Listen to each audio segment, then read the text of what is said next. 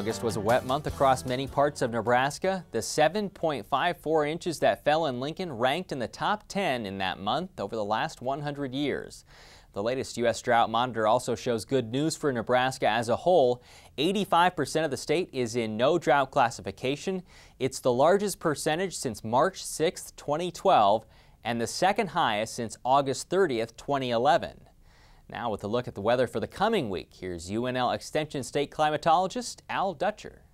Well, folks, here again for the weekly forecast. During this last week, we've seen a roller coaster in regards to temperatures.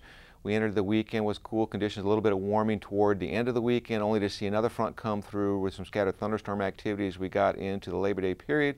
Then, of course, we've seen the warming across western Nebraska. The cool air gave way to the warming conditions during the midweek period. Then we've seen that trough moving across the northern plains that brought some significant weather in terms of severe conditions and heavy precipitation for the Dakotas eastward into the central Great Lakes region. That front passed through us, touched off some scattered thunderstorm activity, and of course yesterday we had the residual moisture left over in the southern part of the state that brought more like what we would expect to see in the early fall. Cloudy, cool, damp conditions.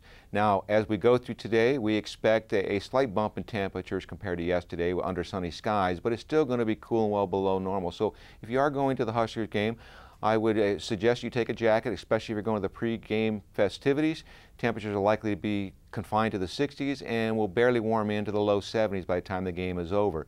In regards to the features toward next week, what we are watching is some cold air showing signs of penetrating into the lower 48 states. The exact placement of that cold air remains to be a question, but it does appear that there will be some frost, at least in the northern plains, and the question will it make it down in through Minnesota and into portions of Iowa and clip northeast Nebraska. That's the big uncertainty. For right now, it looks like it's going to stay east of us. Be aware that that cold air could possibly impact portions of extreme northeastern Nebraska. So let's take a look at the upper air models and see what we have in terms of the forecast. In terms of the trough responsible for that cold air, it is now up in the Great Lakes region. So in the upper atmosphere, we're looking at more of a zonal flow, but at the surface, we still got the residual cold air on the backside of the surface low. So that will keep conditions cool today under primarily sunny skies and temperatures about 5 to upwards of 15 degrees below normal. The warmer conditions will be across western Nebraska, closer toward this ridge that is going to try to build in. So as we go into tomorrow, we'll see that zonal flow maintains its consistency. There is some energy moving across the northern streams, and this looks like we could see some scattered shower activity develop over northern Nebraska during the afternoon hours, and some of that will start to move toward the east-southeast during the overnight hours. And as we get into Monday, we'll see that moisture has a potential to hit eastern Nebraska. Western Nebraska looks to be fairly calm. Now as we go into Tuesday, and this will be the start of Husker harvest days, we see a trough trying to make its way into the northern plains. This is that cold air that will be coming in later in the week, and any activity will be right around the periphery of this area, so we're looking at maybe northern Nebraska as the best chance for activity during the afternoon hours.